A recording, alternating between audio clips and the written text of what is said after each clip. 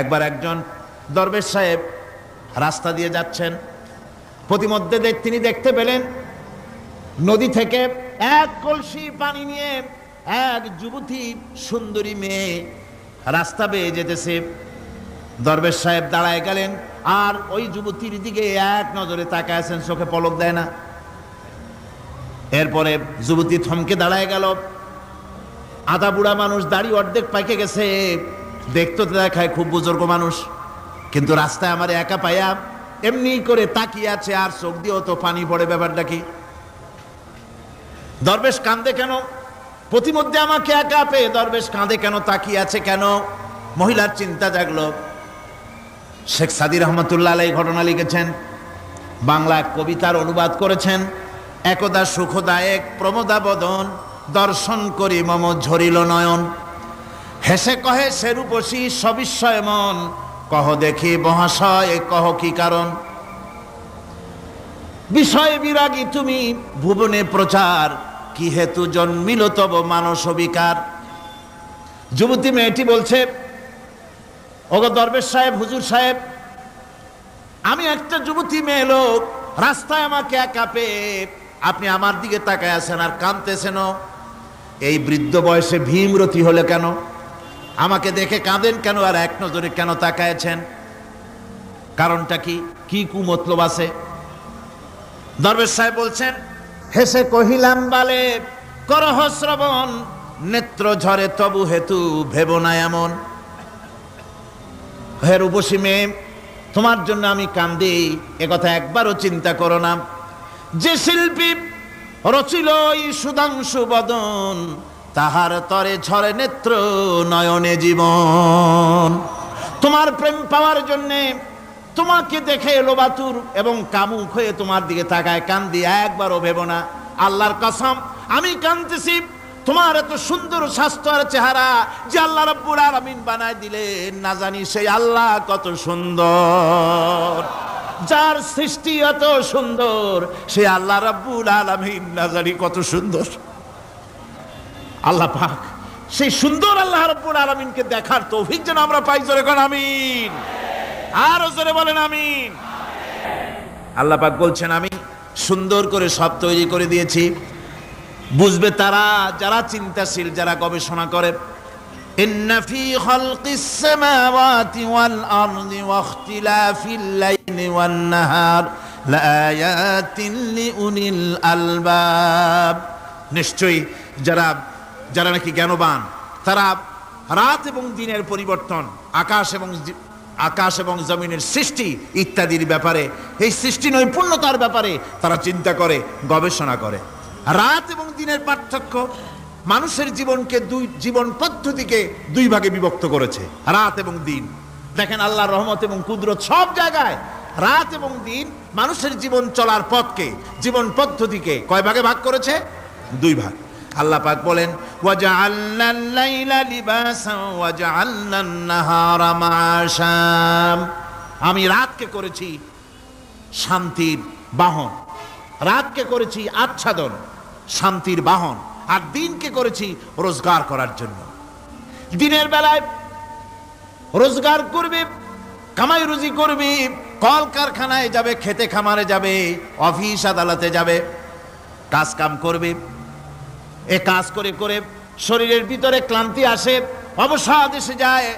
আল্লাহ রাব্বুল আলামিন বলেন, আমি আবার রাত বানালাম। ওই রাতের বেলায় মানুষ যখন ঘুমায় যায়, এই ঘুম তার সমস্ত অবসাদ আর ক্লান্তি দূর করে দিয়ে সকাল বেলায় আবার তাজা মানুষ করে সমস্ত একেবারে পরিপূর্ণ কর্মক্ষম একজন মানুষে তাকে পরিণত করে দেয়। রাতটাকে আচ্ছাদন করে দিয়েছি, দিনের কোলাহল মুক্ত রাত। সূর্যের আলোর ঝলকানি, তীব্র আলো নাই, চিৎকার নাই, আওয়াজ নাই। রাতের একটি অন্ধকার চাদর পরিয়ে দিলাম এই পৃথিবীর উপরে। রাতের একটি অন্ধকার চাদর পৃথিবীর উপরে পরিয়ে দিলাম। কোলাহল মুক্ত পৃথিবী। এখন সূর্যের তীব্র আলো আর নাই। এখন আরামে তুমি ঘুমিয়ে যাও, ঘুমাও, আবার সকালবেলা উঠে তুমি কাজ করবে। আল্লাহ পাক বলেন, আমি এভাবে ومن رحمته جعل لكم الليل والنهار لتسكنوا فيه ولتبتغوا من فضله আল্লাহর রহমতের ভিতরে এটাও রহমত, আল্লাহর করুণা, আল্লাহর দয়া যে তিনি দিনকে করেছেন রুজি কামার জন্য, রাতকে করেছেন তিনি তোমাদের জন্য ঘুমাবার জন্য, বিশ্রামের জন্য। এই ব্যবস্থা আল্লাহ রাব্বুল আলামিন করেছেন, যিনি তোমাদেরকে দুপুর বেলায় বিকেল বেলায়ও তোমাদেরকে অবসাদ গ্রহণের জন্য, আরামের জন্য দুপুর এবং বিকাল সকাল ইত্যাদি তৈরি করেছেন। কোরআন শরীফের ভিতরে আল্লাহ পাক এ সমস্ত কথাগুলি ব্যাখ্যা সহকারে বলে দিচ্ছেন যে আমার রহমত ওয়াসিআত রাহমাতি কুল্লে, সেই সমস্ত জিনিসের চতুর্দিকে তুমি যেখানে আছো তার চতুর্দিক আকাশ এবং জমিন আমার রহমত তোমাকে ঘিরে রেখেছে। এ কোরআন নাজিল করেছেন সেই আল্লাহ, সেই রহমান যার দয়া সর্বত্র ছড়িয়ে আছে। আল্লাহ পাক বলছেন এরপরে তোমাকে সৃষ্টি করলাম, জমিন সৃষ্টি করলাম খাবারের জন্য। আমার রহমতের বিষয়টা দেখো, আমি এমন দয়াবান, এমন মেহেরবান। এবার তোমার খাবারের জরুরত হলো তুমি কি খাবে, সেজন্য এই জমিনে ফসলের ব্যবস্থা আমি আল্লাহ করেছি। জোরে বলেন সুবহানাল্লাহ। জমিন শুকায় গেছে, বৈশাখ মাসের জ্যৈষ্ঠ মাসের প্রচন্ড রৌদ্রের তাপে জমিন শুকায় গেছে। এই জমিনে তুমি ফসল ফলাবে কি করে যদি না পানি দিয়ে জমিনটারে ভিজায় দেই? আল্লাহ বলেন জমিন ভিজাবার দায়িত্ব আমি নিলাম। আল্লাহুল্লাযী আরসালার রিয়াহা ফাতুসিরু সাহাবা। সমুদ্রের পানি, লবণাক্ত পানিগুলি বাষ্পীয় আকারে উত্থিত হয়ে যায়, মেঘমালায় পরিণত হয়ে যায়। বাতাসকে বলি এই মেঘকে টেনে নিয়ে যাও অমুক জায়গার উপরে, মেঘ চলে এলো। আল্লাহ বলেন ফাসুকনাহু ইলা বালাদিম মাইয়িতিন ফাআহইয়ানা বিহিল আরদা বাদা মাউতিহা কাযালিকান নুশুর। আল্লাহ পাক বলছেন বৃষ্টির পানি পড়লো, মরা জমিন জিন্দা হয়ে গেল। এই মরা জমিন জিন্দা হলো। এরপরে তুমি বীজ বপন করলে, ধান বপন করলে, গম বপন করলে, মাটির খাসলাত হলো সব পচায় দেওয়া। মাটির খাসলাত কি? কথা বোঝেন না? মাটির ধর্মটা কি? পচায় দেওয়া। যা রাখেন পচে যাবে, লোহা রাখেন জং ধরে যাবে, পাথর রাখেন আস্তে আস্তে, এ ধরনের যেসব জিনিস রাখেন আস্তে আস্তে করে ধ্বংস হয়ে যাবে, পচে যাবে। ওই মাটির ভিতরে ধান এবং গম, আপনার ফসল, আপনার খাদ্য, আপনার রিজেককে আমানত করে দিলেন। আল্লাহ পাক ওটাকে হেফাজত করলেন। এরপরে ওর ভিতর থেকে পাতা অঙ্কুরিত হয়ে বেরিয়ে এলো। এখন কেউ যদি বলে আল্লাহ যদি পানি না দেন, আল্লাহ যদি বৃষ্টিটা না দেন, তাহলে আমার অসুবিধাটা কি? আল্লাহ বলেন দেখো বৃষ্টিটা তো আমি দিলাম। বৃষ্টিটা কে দিলেন? আল্লাহ পাক বলেন আফারাআইতুমুল মাআল্লাযী তাশরাবুন আআনতুম আনজালতুমুহু মিনাল মুজনি আম নাহনুল মুনজিলুন। তোমরা যে পানি পান করো, আকাশ থেকে এই পানিটা কে বর্ষণ করে? তুমি করো না আমি করি? কে করে জোরে কোন? আল্লাহ পাক বলছেন আমি পানি বর্ষণ করি। সেই পানিটা এই যে বঙ্গোপসাগরের পানি, আপনাদের কর্ণফুলীর পানি, মিষ্টি না নোনা? কি পানি জোরে কোন? এই নোনা পানি আকাশে উঠলো। আল্লাহ পাক বলেন ইচ্ছে যদি করতাম লাউ নাশাউ জাআলনাহু জাজান ফালাউলা তাশকুরুন। পানি উঠালাম, নোনা পানি, ইচ্ছে করলে লবণাক্ত অবস্থায় অবতীর্ণ করে দিতে পারতাম, জমিনের ফসল সব নষ্ট হয়ে যেত। কিন্তু আমি নোনা পানি উঠায়া ওই পানিগুলিকে মিষ্টি করে আমি নাজিল করে জোরে কান সুবহানাল্লাহ। আল্লাহ পাক বলেন গাছ উদ্গত করে দিলাম, গাছ এবার বড় হলো। এই গাছ আল্লাহ রাব্বুল আলামিন এই গাছ তৈরি করলেন। এই গাছ শুধু আপনার জ্বালানি দেয় না, গাছ শুধু ফল দেয় না, এই গাছ মানুষের জন্য, গাছ হচ্ছে বন্ধু। মানুষের জন্য গাছ কি? জোরে কোন কি? বন্ধু। সেই বন্ধুরে জন্মের কাটা কাটবেন নাকি? এই গাছ তৈরি হচ্ছে। গাছ বন্ধু কি করে? গাছ বন্ধু হচ্ছে আমরা যে শ্বাস প্রশ্বাস নেই, মুখের থেকে নাকের থেকে যে শ্বাসটা ফেলি, সেটা হচ্ছে আমরা গ্রহণ করি বাতাস থেকে অক্সিজেন, ছেড়ে দেয় কার্বন ডাই অক্সাইড। এটা হচ্ছে বিষ। এটা কি? আমরা নিলাম পরিশুদ্ধ অক্সিজেন, নিলাম, ছেড়ে দিলাম এটাকে বিষ করে। এই বিষটা ছড়িয়ে গেল। এখন এই বিষ যদি আল্লাহ পরিশুদ্ধ করার কোনো ফ্যাক্টরি না বানাতেন, তাহলে পৃথিবীর সমস্ত প্রাণী মরে যেত। সুবহানাল্লাহ কইতে ইচ্ছে করে না? আল্লাহ পাক কি ব্যবস্থাটা করলেন।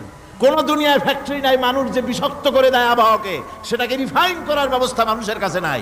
আল্লাহ ব্যবস্থা করেছেন কি, আল্লাহ পাক গাছ বানায় দিলেন, গাছের সবুজ শ্যামল রং, ঘাসের সবুজ শ্যামল রং, তার খাদ্য হতেছে আপনি যেটা ছেড়ে দেন, আপনার জন্য যেটা বিষ সেটা হচ্ছে তার জন্য খাদ্য। কার্বন ডাই অক্সাইড গাছ টেনে নেয়, সারা রাত টানতে থাকে, অক্সিজেন থেকে বাতাস থেকে সারা রাত টানতে থাকে, কার্বন ডাই অক্সাইড খাবার হিসাবে সে টেনে নেয়। আর দিনের বেলায় যখন রোদ ওঠে, সূর্যের উত্তাপ আর গাছের সবুজ রং দুটোতে মিলে এক প্রকারের রন্ধন ক্রিয়া হয়, রাঁধা হয়। সেই রান্নার মাধ্যমে গাছের ভিতর থেকে গাছ আবার অক্সিজেন মানুষের জন্য, প্রাণীর জন্য ছেড়ে দেয়। সুবহানাল্লাহ। তো গাছ আপনার জন্য বন্ধু, একদিকে গাছ আপনার এই কাজ করলো, ফার্নিচার বানাইলো, ছায়া দিল, ফল দিল। আল্লাহ পাক বলেন এই গাছগুলি কে তৈরি করলো? মিয়া তুমি করছো? না আমি করছি। আমি আমার রহমত দিয়ে তোমারে গাছ বানাই দিলাম, এরপরে ফসল দিলাম, ফসল হলো, তোমার তরি তরকারি হলো, সব কিছু তোমার হয়ে গেল।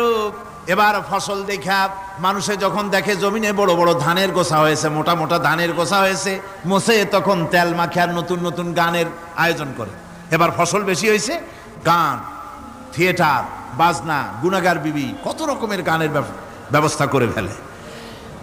জমিনে ফসল আর মোছে তেল মাখে আনন্দে।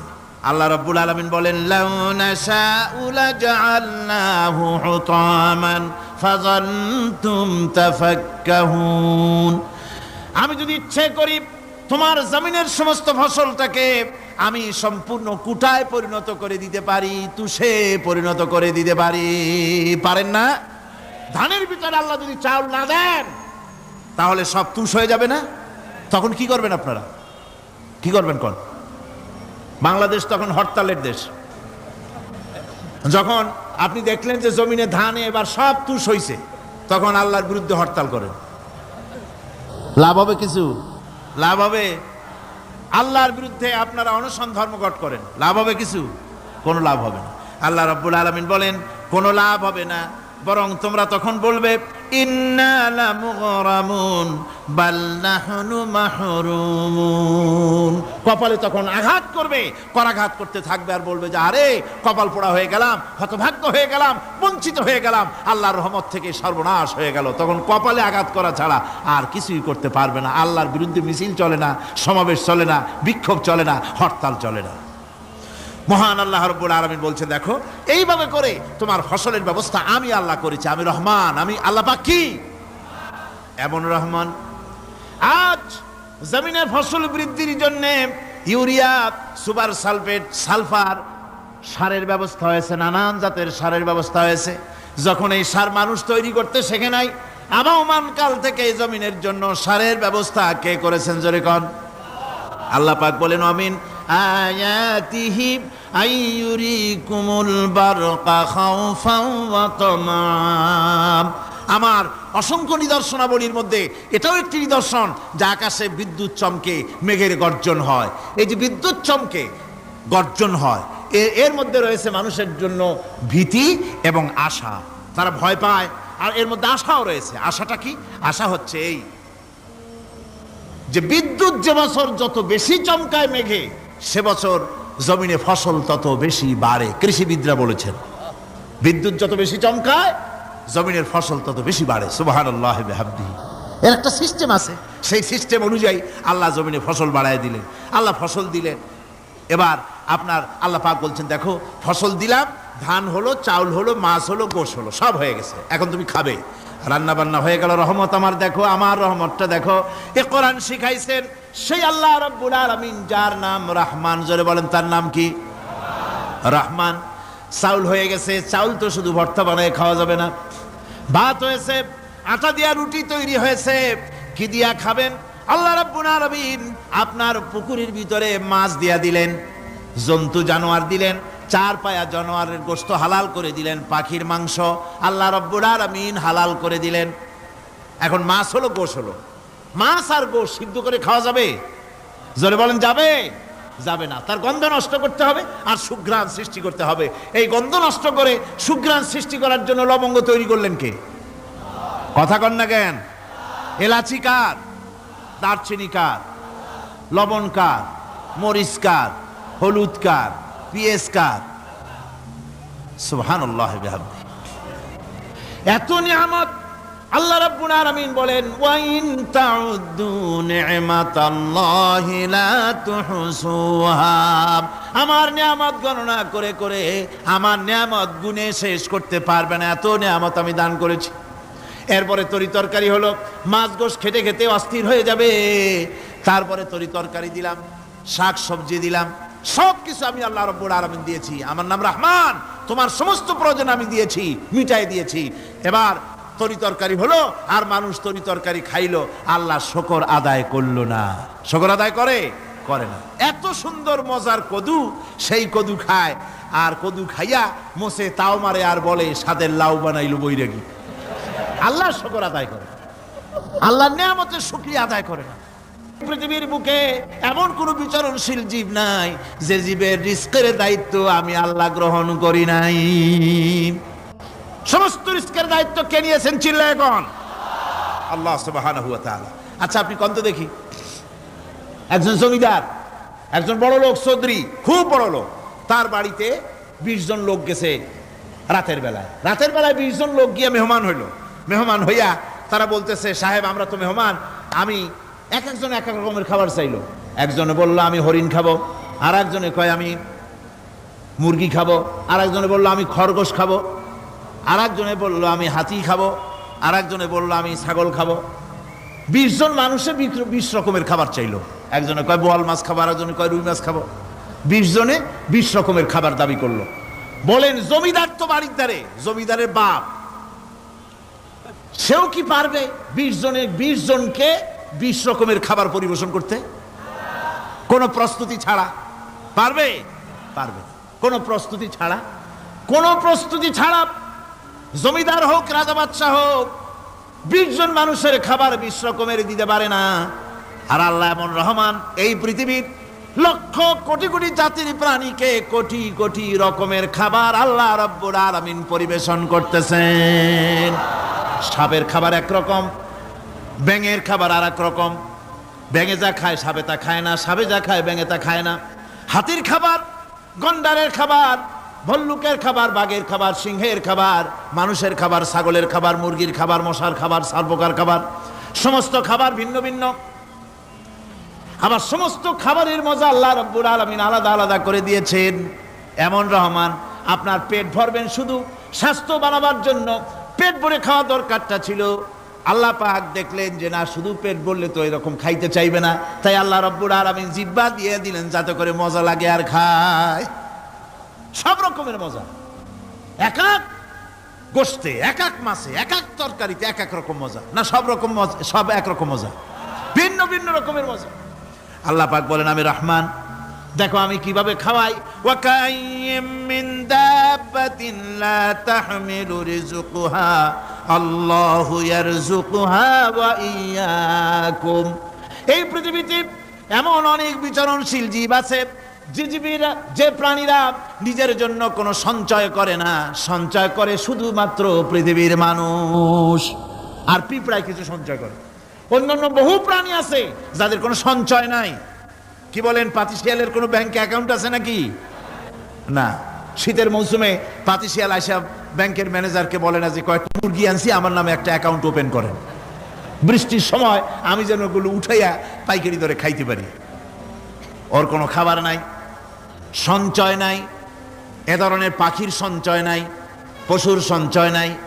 মহান আল্লাহ রাব্বুল আলামিন তিনি বলছেন, সকালবেলায় পাখি তার বাসা দিয়া ক্ষুধার্ত পেট নিয়ে পাখিগুলি উড়ে চলে যায়। সাপ তার গর্ত থেকে বের হয় খালি পেটে, পাতি শ্রীগল খাঁটি পেট নিয়ে গর্ত থেকে বেরিয়ে যায়। তিমির মতো অত বড় প্রকাণ্ড প্রাণী, হাতির মতো প্রকাণ্ড প্রাণী, গরিলা, শিম্পাঞ্জি, ওরাংওটাং, পিঁপড়া থেকে শুরু করে নিয়ে প্রকাণ্ড তিমি পর্যন্ত সমস্ত প্রাণীগুলি সকালবেলায় খালি পেটে বেরিয়ে যায়। সারাদিন ঘোরাঘুরির পর আল্লাহ সুবহানাহু ওয়া তাআলা বলেন, সন্ধ্যাবেলায় সমস্ত প্রাণীর পেটগুলি ভরে আমি আল্লাহ তাদের বাসায় ফিরাইয়া দেই। আমি রহমান, এভাবে করি আমি আল্লাহ রাব্বুল আলামিন খাবারের বন্দোবস্ত করি, পড়ার বন্দোবস্ত করি, থাকার ব্যবস্থা করি। ইয়া আইয়ুহান নাসু যকুরু নি'মাতাল্লাহি আলাইকুম হাল মিন খালিকিন গায়রুল্লাহ ইয়ারযুকুকুম মিনাস সামাই ওয়াল আরদ। ও পৃথিবীর মানুষেরা, ওই আল্লাহর স্মরণ করো, আল্লাহর নিয়ামতের শুকরিয়া আদায় করো যে আল্লাহ তোমাকে আকাশ থেকে জমিন থেকে রিজিক দেন। ওই আল্লাহ ছাড়া আছে কি কেউ যে তোমাকে আকাশ থেকে রিজিক দেয়, জমিন থেকে রিজিক দেয়? লা ইলাহা ইল্লা হুয়া ফাআন্না তুফাকুন। ওই আল্লাহ ছাড়া কোনো ইলাহা নাই, কেন তোমরা বিভ্রান্ত হও? সেই আল্লাহর দিকে ফিরে আসো। আল্লাহ পাক বলছেন মোমেনকে উদখুলু ফিস সিলমে কাফ, 16 আনা দাখিল হও। আমাকে যখন মেনেছো, আমার সামনে মাথা নত করে দাও। কারো কাছে কিছু চাইও না, চাইবা কার কাছে? চিল্লায় কোন? আল্লাহর কাছে চাও। তিনি কি তোমাকে দিতে অক্ষম? বলেন, তিনি কি অক্ষম? যদি অক্ষম না হন তাহলে আপনারা মাজারে যান কেন? মাজারগুলিতে আমার দেশের লোকেরাই মাজারগুলি ব্যবসা বাজায়, ব্যবসা বড় করে দিয়েছে, ঠিক কিনা? ঠিক কিনা? মাজারের ব্যবসা আর তথাকথিত বিদআতপন্থী লোকেদের ব্যবসা। নিজেকে কেউ তো নিজেকে পীর বানিয়েছে বড় রকমের। সব পীরের আমি কিন্তু সমালোচনা করি না, আমার দেশে হক্কানি পীরেরা নিশ্চয়ই আছে। কারণ আলহামদুলিল্লাহ, বলেন আলহামদুলিল্লাহ। আমি যখনই পীরের কথা বলবো আপনারা অবশ্যই বুঝে নেবেন আমি পাইকারি দরে বলি না, হক্কানি পীর নিশ্চয়ই আছে। আমি বলি ব্যবসায়ী পীরের কথা। কার কথা? কেউ তো নিজেকে নাম, নিজের নামটা লেখায় এমন ভাবে নাম তালাশ করে খুঁজে পাওয়া যায় না। ইমামুল আইম্মা, জামানার মুজাদ্দিদ, সিরাজুস সালিকিন, মিসবাহুল আরিফিন, সিয়াহে দামদান, মুহিব্বে পান্দান, কত বিশাল নামের লকব, নাম খুঁজে পাওয়া যায় না। আছে না? আছে না? এরপর আবার তো কেউ সম্রাট হয়ে বসে থাকে। ভাবখানা এই যে ওনাদের কাছে গেলেই ওনারা আপনার মনের আশা পুরা করে দেবে। নাউজুবিল্লাহ। আপনারা ছেলে দেবে, মেয়ে দেবে, পত্রিকা আসে অমুকের দোয়ায় 40 বছর পর ছেলে পাইছি। হাতের মধ্যে ডিম দেয়, ডিম সিদ্ধ হয়ে যায়। কি আশ্চর্য কথা! আর বাচ্চা পেটের মধ্যে ঢুকে যায়। নাউজুবিল্লাহ, নাউজুবিল্লাহ। এই যারা করছে এ সম্পর্কে শায়ের খুব সুন্দর করে বলেছেন, ये हाल तेरा जाल है मकसूद तेरा माल है, ये हाल तेरा जाल है मकसूद तेरा माल है, क्या जब तेरा चाल है लाखों को अंधा कर दिया। तुम्हारी अवस्था হলো জালিয়াতি। তুমি নিজেকে সম্রাট ধারণ করেছো নাম, তুমি নিজেকে সৈয়দ নাম ধারণ করে পীর মাশায়েখ নাম লাগায় দিয়া মানুষকে ধান্দায় ফেলে রুজি কামাচ্ছ। মানুষকে ব্যবসার ধান্দায় ফেলে দেওয়া হয়েছে, রুজি রুটি কামাবার ব্যবস্থা করা হয়েছে। আমি আপনাদের মধ্যে এই কথাটা ঢুকাতে চাই। আমি কোন দুঃখে মাজারের কাছে বা কোনো ব্যক্তির কাছে গিয়ে আমার ছেলে চাইবো, মেয়ে চাইবো? আলাইসাল্লাহু বিকাফিন আবদা। আমার আল্লাহ বলছেন, কে বলছেন? কে বলছেন?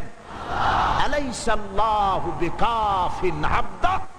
আমি কি আমার বান্দার জন্য যথেষ্ট নই? জবাব দিতে কিন্তু আপনারা পারেন নাই। প্রশ্নটা কার? প্রশ্নটা কার? আবার শুনুন আর মুমিনের মতো জবাব দিবেন। আলাইসাল্লাহু বিকাফিন আবদা। আমি কি আমার বান্দার জন্য যথেষ্ট নই? বলুন অবশ্যই যথেষ্ট। মাজারের কাছে যায়, খাজা বাবার কাছে, ইয়া খাজা মেরে মতলব কো পুরা কর দে। খাজায় আপনার মতলব পুরা করবে কেমনে? ওনার মতলবই তো পুরা করছে আল্লাহ। কে পুরা করেছেন?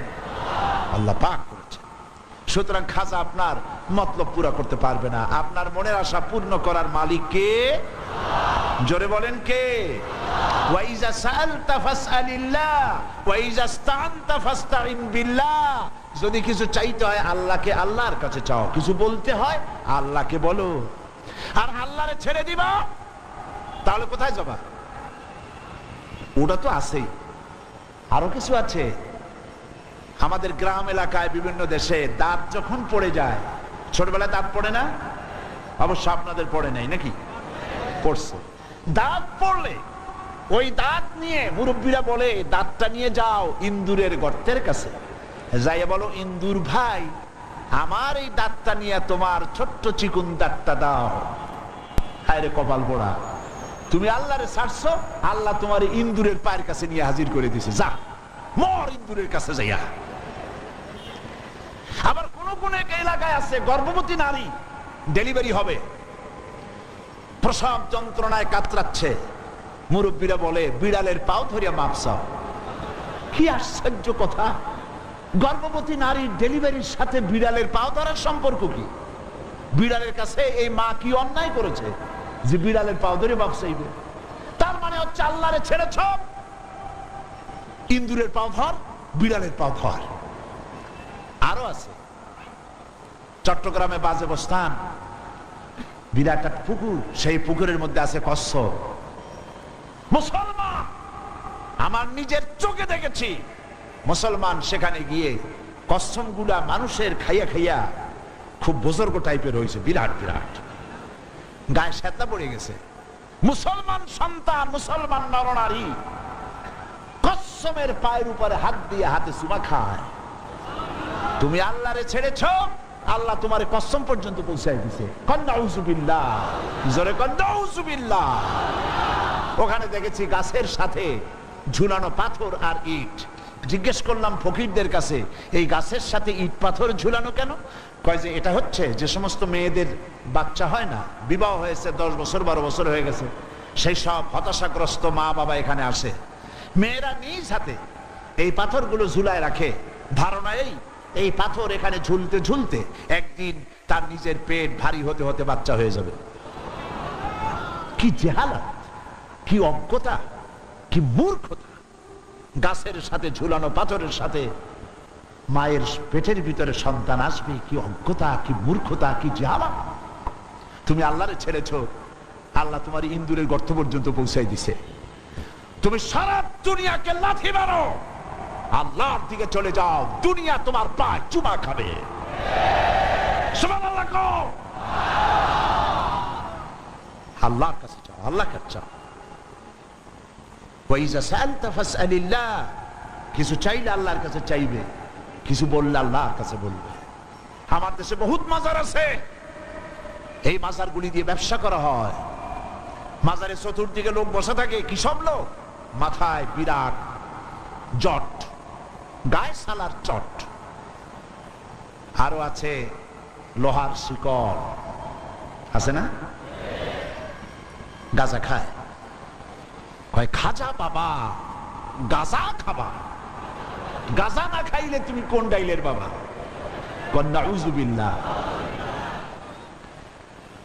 এমন মাজারও আছে বাংলাদেশে যেই মাজার গুলিতে মুদ্দারি নাই, সাইনবোর্ড লাগানো হয়েছে হযরত পথিক শাহ রহমাতুল্লাহ আলাইহির মাজার।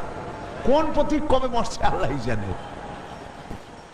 আপনারা আমার কথা বিশ্বাস করুন, চট্টগ্রামের কুমিরা সীতাকুণ্ডের পাশে যাওয়ার সময় দেখেন কুমিরা হাই স্কুল, রাস্তার ধারেই একটা কবর, বিরাট সাইনবোর্ড, হযরত ডাল চাইল রহমাতুল্লাহ আলাইহির মাজার।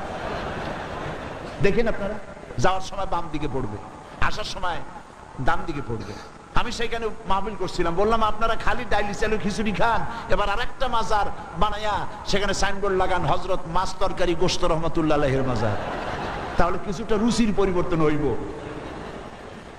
হাজি মাজারে কিছু চাওয়ার নাই, মাজারে কিছু দেওয়ার আছে। কি দিবেন? টাকা? জবাব দেন, টাকা, চাদর, আগরবাতি, মোমবাতি, মান্নত, কি দিবেন? দোয়া। দোয়া